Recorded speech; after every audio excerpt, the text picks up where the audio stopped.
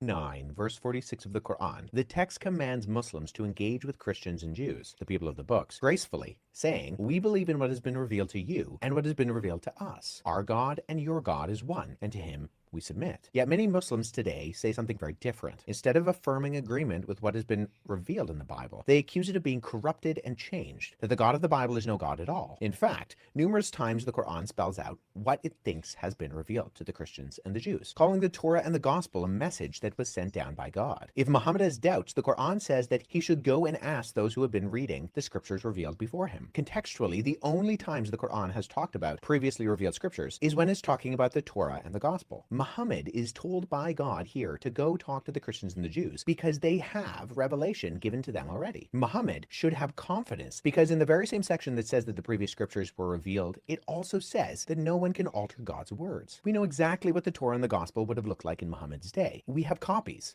in fact, that come from the Arabian Peninsula during the time that Muhammad lived. These of course don't differ in any significant way in their core doctrine and teaching from any of the other thousands of manuscripts that predate the 7th century. In chapter 5, verse 46 and 47 of the Quran, it lays out a chain of custody that God sent down the Gospel to Jesus, confirming the Torah, both of which contained guidance and light, and said that the people of the Gospel, in other words, the Christians, must judge by what God has revealed to them in the gospel. If they don't judge by the gospel that God has given to them, then they're referred to as the defiantly disobedient. The Quran has already stated emphatically that the gospel and the Torah were given by God, that these are revelations in the same inspirational vein as the Quran, and that they should be treated as such by Muslims. God's revelation. Yes, exactly. And oftentimes when you'll talk to Muslims, they'll talk about how the Torah was corrupted or the New Testament was corrupted when their own Quran contradicts that. And when you look at, so there's so many contradictions between what the Quran is saying and what generally Islamic apologists will say, right? And there's not only contradictions within the text, but also the hadith. And sometimes in debates, they'll even say, oh, don't go to the hadith, just quote the Quran. But even in the Quran, there's a lot of contradictions. And one of those is the treatment of Jews and Christians varies significantly through the text. And when you look at early verses, they talk about promoting peaceful coexistence. But then later verses, after they've conquered Mecca, it becomes more confrontational and almost like canceling out or abrogating earlier messages about peace. And so this is really evidence of its inconsistency or somewhat of an evolution of Muhammad's message as he gained more power. When he didn't have that big of a following, he was very peaceful. But then as it got bigger, then the wars became more offensive. The attacks and the battles became more of a conquest. And we'll go into also the historical and archaeological issues with the Quran.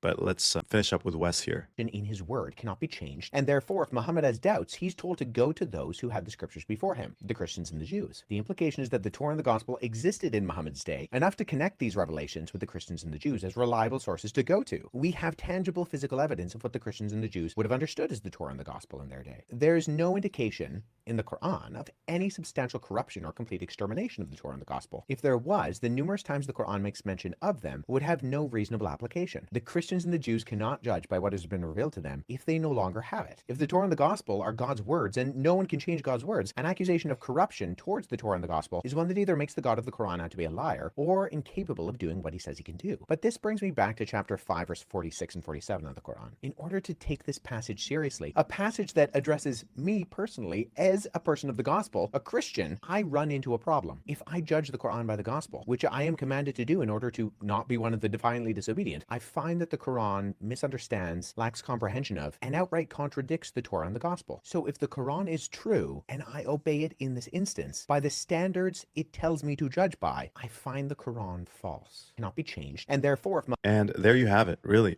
It's all over the place. And one of those ways that it kind of frequently contradicts itself, because from a Quranic perspective, the crucifixion of Jesus is interpreted really strangely. And I didn't realize this until I started debating some Muslims and really contrasting Islamic theology and Christian theology, because it says that Jesus was not crucified.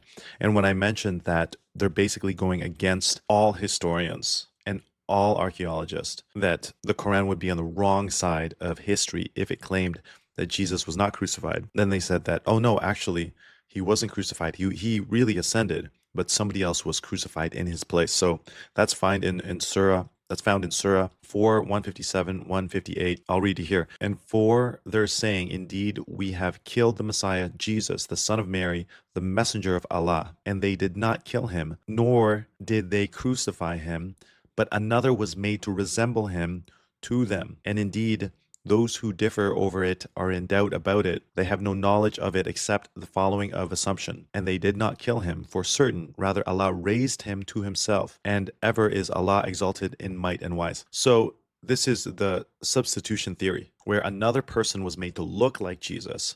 They made a clone of Jesus, and then that person was crucified. And the issue with that is that if you're espousing to that, then you're basically saying that God is a liar, that God is deceiving people, and that he would somehow punish someone undeservingly just to get Jesus out. And so this lying God issue is huge, because if God made another appear like, and sometimes they say, oh, it was Judas, right? This is just kind of tradition. Some will say that it was Judas, and Judas was the one that was crucified. So really, if God made another person, let's say Judas, appear to be like Jesus, and the other disciples were deceived, then this could be interpreted as God orchestrating deception, which contradicts its own Islamic theology that Allah is al-Haq, Allah is the truth. And this is what they'll kind of counter argue to that, is the act. They'll say, well, it's divine wisdom. So it's not really deception, but it's divine wisdom beyond human comprehension. And it was meant to protect a prophet, Jesus, from dishonorable death and to fill God's plan in a manner that transcends human understanding. So they'll just go to the whole, well, we don't understand it fallacy. And they'll say, well, it wasn't really deception. It's just a matter of perception. Or some will even say, oh, well, that's metaphoric rather than literal. And what's important is God's plan at the end of the day. And so these are some major issues in that. And I know that people will also go to the Bible and they'll say, well, the Bible has scientific inaccuracies, etc., flat earth, the sun revolving around the earth, etc., the great flood narrative. And we don't have time to go into those in this video. But when you look at the scientific inaccuracies of the Quran, which is often promoted as so much more scientific than the Bible and so much more scientifically accurate than the Bible. I remember a friend in high school coming up to me and talking about kind of refuting a bunch of these things in the Bible, and then saying how the Quran is so scientifically accurate, da da da. And I never really fact checked them because I never read the Quran. But for example, talking about the sky as a roof, or the sun setting in a muddy spring. Like, obviously the sky is not a roof and there's no muddy spring that the sun sets in. Maybe it looks like that when you're looking at a sunset from far and you see it setting in the ocean or in a lake.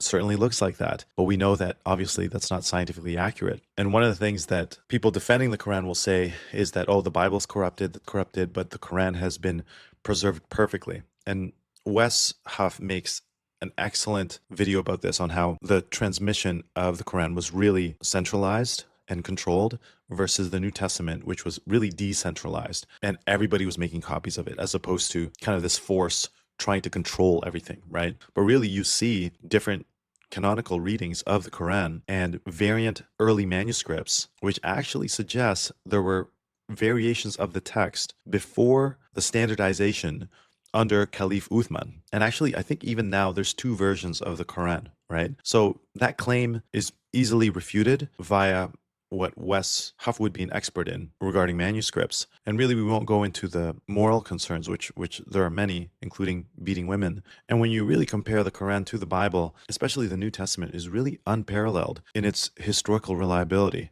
its coherence, and even its ethical depth. I know that people will go into a bunch of other things, but those can be easily defended. And people will also say, like Bart Ehrman, that there's all these contradictions in the Bible. But when you actually examine those contradictions, quote unquote, actually it'll be revealed that there's really no contradiction there. When you look at it from an archaeological perspective, the Bible's narratives have been astonishingly confirmed over the last 2,000 years. You know, from the existence of the Hittites, which people were doubting, to whether Pontius Pilate was a real person, which has been confirmed. And when you look at scientific claims, remember the Bible also speaks in poetic, not necessarily scientific language, yet its descriptions resonate with the beauty and order of creation. And when you look at it from an ethical standpoint, the teachings of Jesus have shaped the modern world today. It's given our modern world, and even those that don't believe in him, a moral compass pointing towards love, justice, redemption, and mercy. And so, friends, we can fix our eyes on Jesus, who is the truth, who is the Logos. He is the coherence of all reality and the answer to